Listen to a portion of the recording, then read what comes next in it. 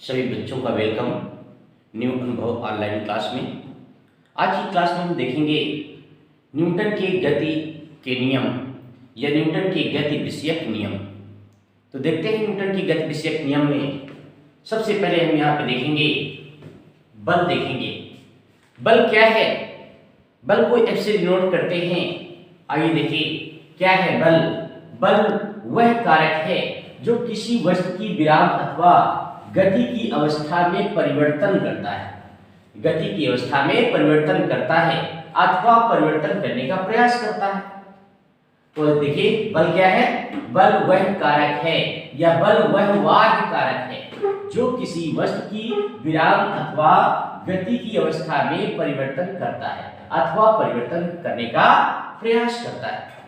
देखा आपने, किसी से करते हैं बल से, बल को किसी से करते हैं यश से। अब देखते हैं यहां पे बल के प्रकार। सामान्य तौर पे बल दो प्रकार के होते हैं। सामान्य तौर पे बल दो प्रकार के होते हैं, आपको मालूम है। बल का प्रकार क्या है? एक बल होता है संतुलित और एक होता है असंतुलित। तो आइए यहाँ पे देखा पे संतुलित बल क्या होता है, असंतुलित बल यहाँ पे क्या होता है।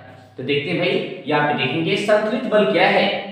देखिए बहुत बेस्ट डिफिनेशन आपके सामने है। जब किसी वस्तु पर एक साथ कई बल कार्य कर रहे हों और उनका परिणामी बल शून्य हो तो वे संतुलित बल कहलाते हैं। देखा आपने, जब किसी वस्तु पर एक साथ कई बल कार्य कर रहे हों और उनका परिणामी बल शून्य हो तो वे संतुलित बल कहलाते हैं। देखा आपने संतुलित बल, और यही इसी के देखिए अपोजिट क्या है यहाँ पे, असंतुलित बल। यहाँ पे देखिए इसी के अपोजिट क्या है, असंतुलित बल है यहाँ पे। क्या? जब किसी वस्तु पर लगे अनेक बलों का परिणामी बल शून्य ना हो तो वे असंतुलित बल कहलाते हैं। देखिए बेस्ट डिफिनेशन आपके सामने है। जब किसी वस्तु पर लगे अनेक बलों का परिणामी बल शून्य ना हो तो वे असंतुलित बल कहलाते हैं। देखा आपने, बहुत सिंपल आपकी डेफिनेशन आपके सामने है। अब देखिए यहाँ पे हम देखते हैं, हमने बल के बारे में आपको व्याख्या किया, बल के बारे में हमने आपको व्याख्या किया। अब हम देखते हैं यहाँ पे न्यूटन के गति के नियम या न्यूटन के गति विषयक नियम। अब देखते हैं न्यूटन ने गति विषयक, यहाँ पे न्यूटन ने गति विषयक 3 नियम दिए। कितने नियम दिए? 3 नियम दिए। गति विषयक निम्न 3 नियम दिए। वो 3 नियम है क्या? सबसे पहला नियम, फिर आपका दूसरा और तीसरा। तो आइए देखते हैं ये तीनों नियम। प्रथम नियम क्या है? प्रथम नियम को जड़त्व का नियम कहा जाता है।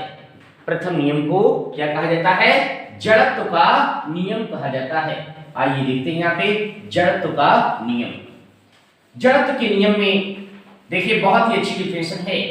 जड़त्व के नियम के लिए बहुत अच्छी डिफिनेशन। यदि कोई वस्तु विरामावस्था में है तो विरामावस्था में रहेगी जब तक उस पर कोई बाह्य बल न लगे।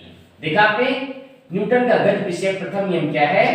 आपका विरामावस्था का नियम, या इसे गैलीलियो का नियम कहते हैं या इसे जड़त्व का नियम भी कहते हैं। तो आइए न्यूटन के प्रथम नियम को यहां पे देखिए क्या है, प्रथम नियम या यहां पे देखें जड़त्व का नियम। जड़त्व का नियम, प्रथम नियम या जड़त्व का नियम। तो आइए देखिए प्रथम नियम क्या है। न्यूटन का गति विषयक प्रथम नियम क्या है? यहाँ पे विरामावस्था का नियम। नियम क्या है? विरामावस्था का नियम। ये विरामावस्था क्या है?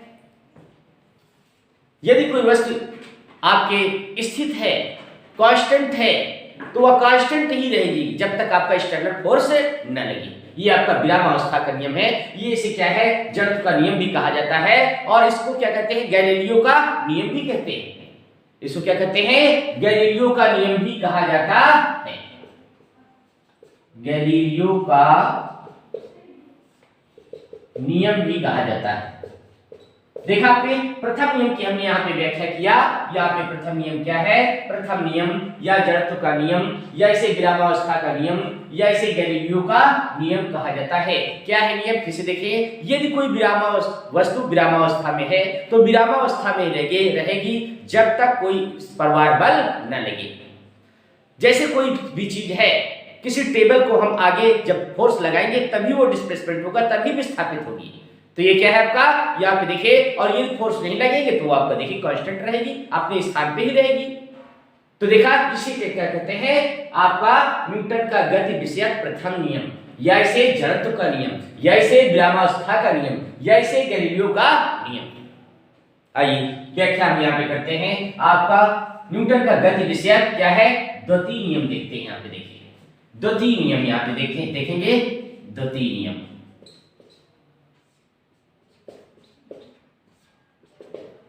ये द्वितीय नियम क्या है? यदि किसी पिंड पर बल लगता है, यदि किसी पिंड पर बल लगता है तो लगने वाला बल सदैव द्रव्यमान के गुणनफल के अनुक्रमानुपाती होता है। ये लगने वाला बल सदैव द्रव्यमान के गुणनफल के अनुक्रमानुपाती होता है। तो आइए देखिए, या फिर डायरेक्टली क्वेश्चन क्या लिखेंगे? इसको m लिख सकते हैं, या इसी को लिखेंगे F इक्वल, यहाँ पे देखिए इसको कांस्टेंट यहां पे लगा देंगे। कांस्टेंट क्या लगाएंगे? a और इनटू m। जहां a एक नियतांक है, जहां a क्या है? एक नियतांक है, एक नियतांक है जिसे गुरुत्वीय त्वरण कहते हैं, जिसे गुरुत्वीय त्वरण कहते हैं, गुरुत्वीय त्वरण कहते हैं।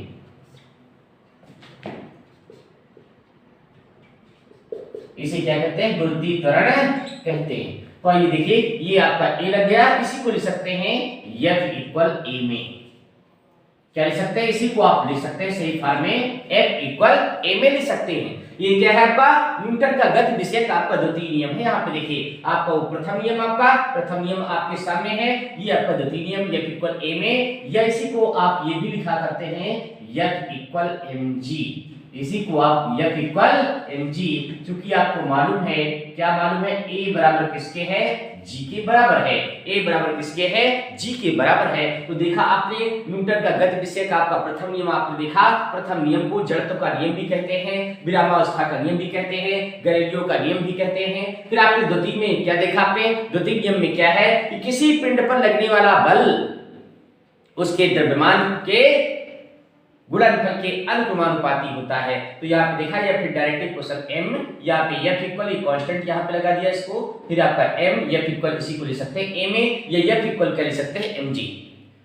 कभी एग्जाम में आता है कि F इक्वल a में, ये कौन सा नियम है? तो आप कहोगे न्यूटन का गति विषयक द्वितीय नियम। क्या है? न्यूटन का गति विषयक द्वितीय नियम है। आइए देखिए, हमने प्रथम नियम बताया, द्वितीय नियम बताया, अब हम चर्चा करेंगे क्या? तृतीय नियम की व्याख्या करेंगे। यहाँ पे देखिए कौन सा तृतीय नियम?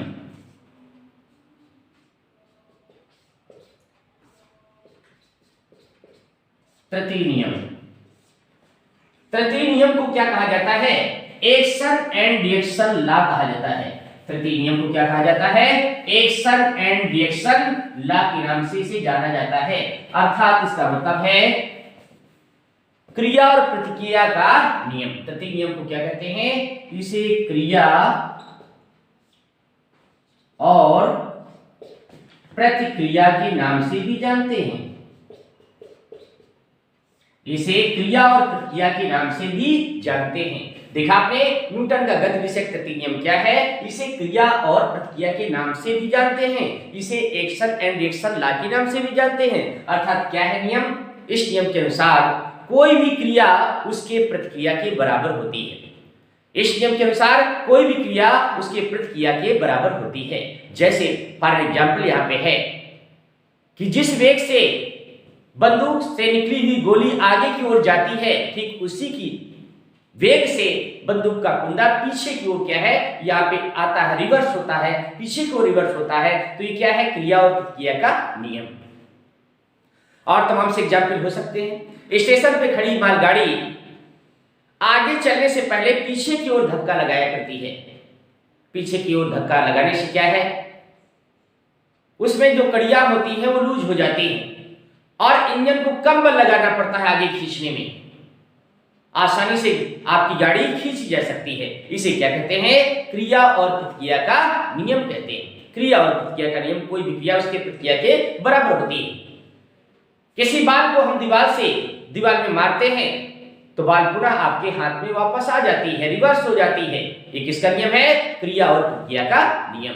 तो देखा यहाँ पे हमने तीनों नियमों की व्याख्या किया। न्यूटन के गति विषयक नियम है। आपका प्रथम नियम क्या है, विरामावस्था का नियम है, गैलीलियो का नियम है या जड़त्व का नियम इसे कहा जाता है। दूसरा नियम आपके सामने F इक्वल आपका ma है, या F इक्वल आपका mg है। तृतीय नियम क्या है कि कोई भी क्रिया उसके प्रतिक्रिया के बराबर होती है। एक्शन एंड रिएक्शन लॉ के नाम से भी इसको जाना जाता है।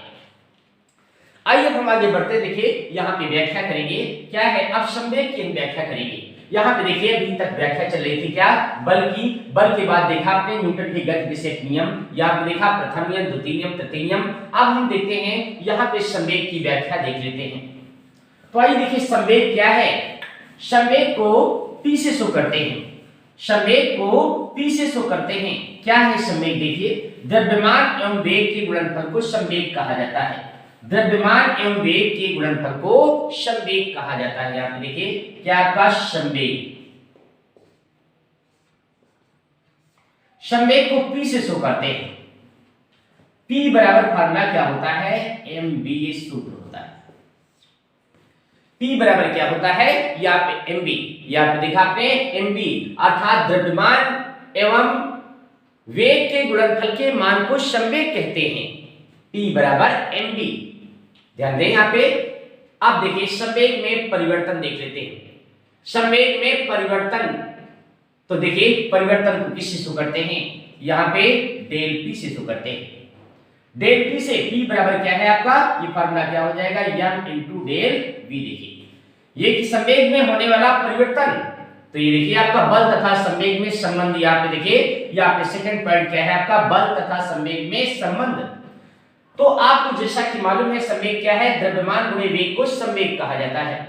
यहाँ पर संवेग में परिवर्तन या आपका बल तथा संवेग में होने वाला संबंध, देखिए हम यहाँ पे एक्सप्लेन करेंगे। Del P equal m into del V हो जाएगा।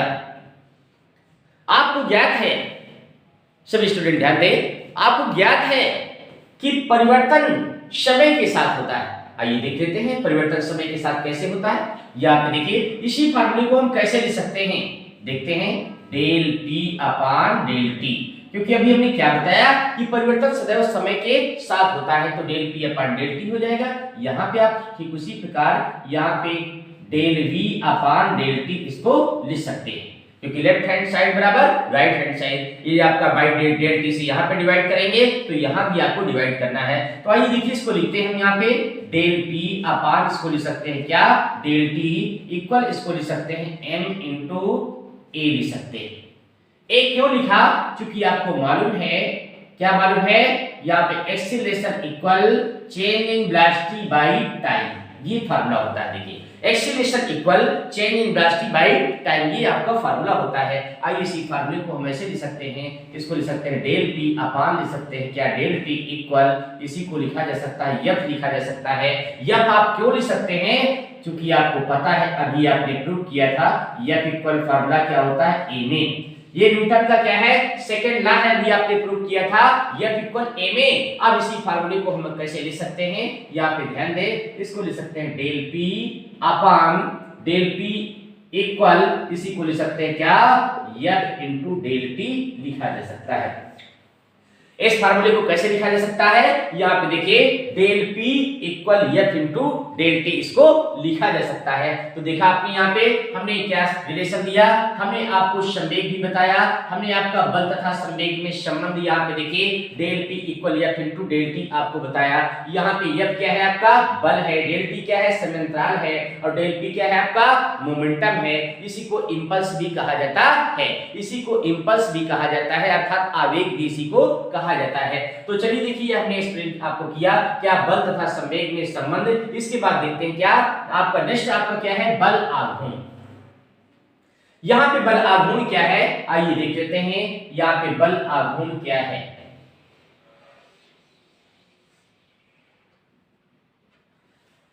हम यहाँ पे एक्सप्लेन करेंगे क्या बल आघूर्ण। बल आघूर्ण देखते हैं तो देखिए ये क्या है, रिगिड बॉडी, इसे क्या कहेंगे, रिगिड बॉडी ही, रिगिड बॉडी, जिसे हिंदी में दृढ़ पिंड कहा जाता है। इसे दृढ़ पिंड कहा जाता है।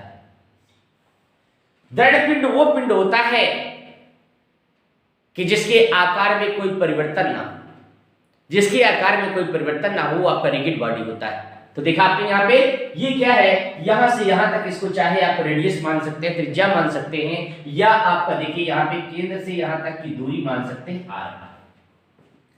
यहां पे दूरी मान सकते हैं क्या, आर मान सकते हैं। आइए देखते हैं यहाँ पे हमारा उद्देश्य यहाँ पे देखिए क्या निकालना, टॉर्क निकालना। अर्थात यहां पे देखेंगे ये क्या है, लगने वाला क्या है, बल है। ये क्या है, लगने वाला बल है। हमारा टारगेट क्या है इसमें निकालना, टारगेट है यहाँ पे देखिए, टारगेट हमारा क्या है, टाउ निकालेंगे। क्या निकालेंगे, टाउ। यहाँ पे टाउ है क्या, बल आघूर्ण। यहाँ पे क्या है, बल आघूर्ण। बल आघूर्ण को टार्क बोलते हैं, बल आघूर्ण को टार्क बोलते हैं। क्या है, बल गुणे लंबवत दूरी को यहां पे देखेंगे, बल एवं लंबवत दूरी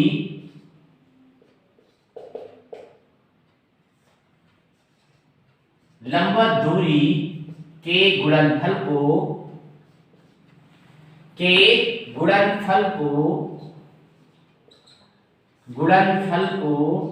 बल आघूर्ण कहते हैं, बल आघूर्ण कहते हैं, बल आघूर्ण कहते हैं। देखा आपने यहाँ पे बल आघूर्ण क्या है, बल एवं लंबवत दूरी के गुणनफल को बल आघूर्ण कहते हैं। आइए देखिए, देखा आपने यहाँ पे बल आघूर्ण हमने बताया, बल आघूर्ण को किससे शो करते हैं, तो आइए बल आघूर्ण को किससे शो करते हैं, टाउ से प्रदर्शित करते हैं। तो tau equal F into R, ये फार्मूला हो जाएगा। Tau equal F into R, ये फार्मूला हो जाएगा। आइए देख लेते हैं, इसी को यहाँ पे देखिए क्या है, मात्रक देख लेते हैं, यूनिट देख लेते हैं। तो बल आघूर्ण की यूनिट क्या होती है, न्यूटन इंटू मीटर। क्या होती है, newton into metre, newton into metre. देखा आपने यहाँ पे हमने यूनिट की भी व्याख्या किया, बहुत अच्छे से व्याख्या किया क्या, कि बल आघूर्ण की यूनिट क्या होती है, न्यूटन इंटू मीटर। आइए अब यहाँ पे देखते हैं, इसी कड़ी में देखते हैं क्या, यहाँ पे भौतिक राशियां, इसी श्रृंखला में हम देखते हैं क्या, भौतिक राशियां देख लेते हैं। आइए देखते हैं भौतिक राशियां क्या हैं। आप जानते हैं यहाँ पे भौतिक राशियां मुख्य रूप से दो प्रकार की होती हैं। भौतिक राशियां मुख्य रूप से दो प्रकार की होती हैं, वो देखते हैं। एक राशि होती है अदिश, एक होती है सदिश। यहाँ पे देखते हैं भौतिक राशियां, भौतिक राशियां, भौतिक राशियां यहाँ पे देखेंगे कितनी प्रकार की होती हैं, दो प्रकार की। यहाँ पे देखेंगे अदिश राशियां, क्या है, अदिश राशियां।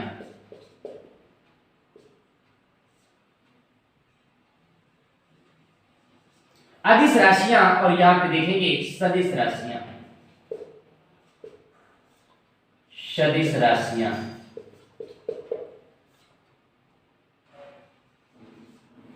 ये अदिश राशियां क्या होती हैं, सदिश राशियां क्या होती हैं, तो देखिए यहां पे इसको स्केलर बोला जाता है, स्केलर क्वांटिटीज। ये क्या है, स्केलर क्वांटिटी, और इसे बोलते हैं vector quantities, vector quantities.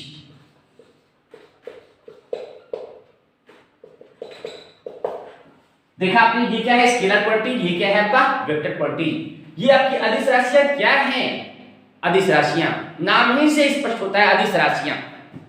Those physical quantity which have only magnitude and which have no direction are called scalar quantity. अर्थात ऐसी भौतिक राशियां जिनमें केवल परिमाण होता है, दिशा नहीं होती है, अदिश राशियां कहलाती हैं। फिर से देखिए, those physical quantity which have only magnitude and which have no direction are called vector quantities. अर्थात ऐसी भौतिक राशियां जिनमें केवल परिमाण होता है, दिशा नहीं होती है, अदिश राशियां कहलाती हैं। आइए देख लेते हैं, यहाँ पे बेस्ट एग्जाम्पल यहाँ पे देख लेते हैं। क्या है आपका बेस्ट एग्जाम्पल, यहाँ पे देख लेते हैं। तो देखिए यहाँ पे एग्जाम्पल क्या है, यहाँ पे अच्छा एग्जाम्पल क्या है, चाल। क्या है, चाल।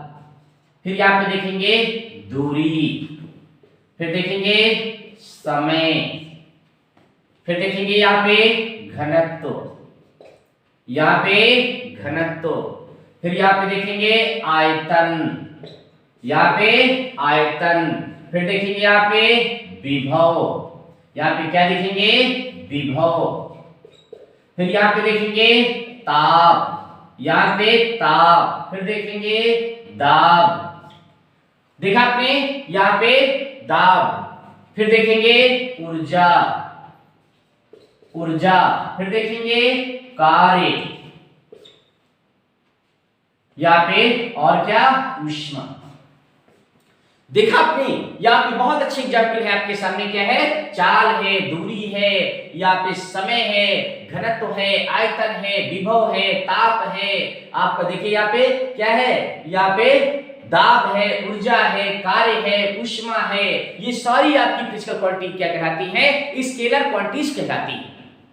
देखा आपने, बहुत अच्छे एग्जाम्पल है। आइए यहाँ पे देखते हैं। अब हम बात करते हैं क्या, सदिश राशियों की बात करते हैं। तो आपको ज्ञात है इसकी best definition, those physical quantity which have both magnitude and direction, those physical quantity which have both magnitude and direction are called vector quantities। अर्थात ऐसी भौतिक राशियां, यहां पे देखा आपने, यहां पे केवल परिमाण था, इधर क्या था, केवल परिमाण, ये विशेषता। इधर क्या विशेषता है, यहां पे देखेंगे, इधर इसकी विशेषता क्या है, परिमाण तो है और प्लस आपका दिशा, दिशा भी है, मतलब मैग्नीट्यूड भी है और डायरेक्शन भी, दोनों चीज है। तो दो फिजिकल क्वांटिटी विच है बोथ मैग्नीट्यूड एंड डायरेक्शन और कॉल्ड वेक्टर क्वांटिटीज। अर्थात ऐसी भौतिक राशियां जिनमें परिमाण और दिशा दोनों होती है, सदिश राशियां कहलाती हैं। आइए देखते हैं, यहाँ पे बहुत ही अच्छे एग्जाम्पल आपके सामने, यहाँ पे देखते हैं अच्छे एग्जाम्पल। सबसे अच्छी एग्जाम्पल यहां पे देखेंगे, क्या हो सकता है, बल हो सकता है, बल है, और क्या है, बल आघूर्ण है, बल आघूर्ण है। फिर यहां पे देखेंगे संवेग भी होता है, संवेग होता है, चुंबकीय क्षेत्र की तीव्रता, चुंबकीय क्षेत्र की तीव्रता,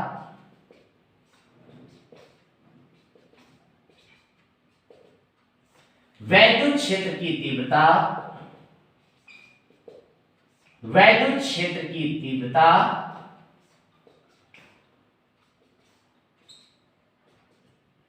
वैद्युत क्षेत्र की तीव्रता, और देखेंगे यहाँ पे धारा घनत्व, यहाँ पे क्या देखेंगे, धारा घनत्व। देखा आपने, बहुत अच्छी एग्जाम्पल आपके सामने है, क्या बल, यहाँ पे देखा बल आघूर्ण, फिर संवेग, चुंबकीय क्षेत्र की तीव्रता, वैद्युत क्षेत्र की तीव्रता, धारा घनत्व। देखा आपने, इस प्रकार के आपके ढेरों से एग्जाम्पल हैं आपके, किसके, जो आपके सदिश से बिलोंग करते हैं, अर्थात सदिश राशियां। तो देखा आपने, हमने व्याख्या किया, क्या अदिश की व्याख्या किया, हमने यहाँ पे सदिश की व्याख्या किया। आइए देखते हैं यहाँ पे तीसरे नंबर पे चलते हैं, क्या प्रदिश की व्याख्या करते हैं। आइए देखिए, यहाँ पे हम क्या व्याख्या करते हैं। यहाँ पे एक राशि और होती है, वो आपकी क्या है, यहाँ पे प्रदिश राशियां होती। यहाँ पे जब इनकी बात करते हैं तो देखिए, यहाँ पे एक तीसरी जो राशि है, वैसे मुख्य रूप से आपकी दो ही प्रकार की होती है। मुख्य रूप से आपकी दो ही प्रकार की राशियां होती हैं जिनको अदिश और सदिश कहा जाता है। ये तीसरी राशि क्या है, यहां पे देखेंगे प्रदिश राशियां। प्रदिश राशियां, ये प्रदिश राशियां क्या होती है, टेंसर क्वांटिटी जिनको बोला जाता है, क्या टेंसर क्वांटिटी बोला जाता है। टेंसर क्वांटिटीज बोला जाता है, प्रदिश राशियां बोली जाती है। अर्थात वे भौतिक राशियां दो physical quantity which have non scalar non vector और कॉल्ड टेंसर क्वांटिटीज। अर्थात ऐसी भौतिक राशियां ना तो अदिश हैं और ना ही सदिश हैं, वो टेंसर राशियां कहलाती हैं।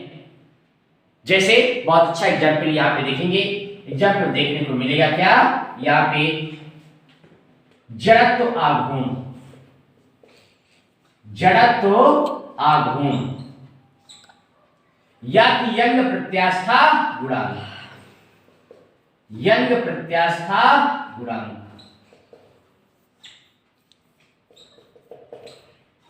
हमने यह बहुत अच्छे एग्जाम्पल दिया क्या कि प्रदिश राशियां भी देखिए यहां पे हमने बताया है टेंसर क्वांटिटी, अर्थात ऐसी भौतिक राशियां जो ना तो अदिश है और ना ही आपकी सदिश हैं, वो क्या कहलाती हैं, प्रदिश राशियां कहलाती हैं।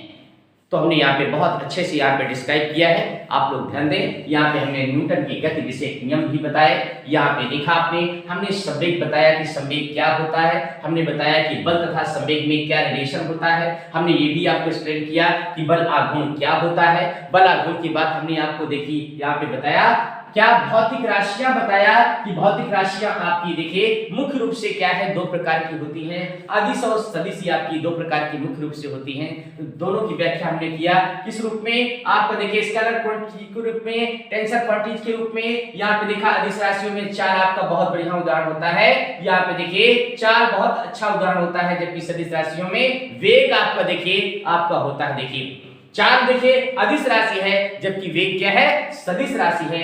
फिर हमने देखा यहाँ पे आप देखिए तीसरी राशि की भी हमने व्याख्या किया किस रूप में, प्रदिश राशि के रूप में हमने व्याख्या किया और इसके एग्जाम्पल प्रस्तुत किया कि जड़त्व आघूर्ण और यंग प्रत्यास्था गुणांक के बहुत अच्छे उदाहरण हैं।